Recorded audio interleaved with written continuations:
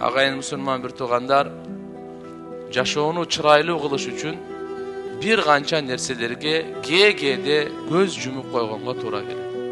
Анча-мынча сөздөргө, анча-мынча кишилерге, анча-мынча иштерге, анча-мынча окуяларга кээде көз жумуп коюп эле унутуп койсок, Кудай кааласа жашообуз кооз болуп чырайлуу болот. Ар бир сөзгө, ар бир ишке ошого кыпчылып, кармап, жооп берип, тирешип, эсептешип, сөзүңө жооп бер. Ал менен туугандар жашоо жакшы. Инсандан ката кете берет. Инсан деген кемчилдик, ката күнөөнүн жыйнагы. Ошондуктан биз өзүбүз кечиргенди дагы билейли, кечирим сураганды дагы билейли.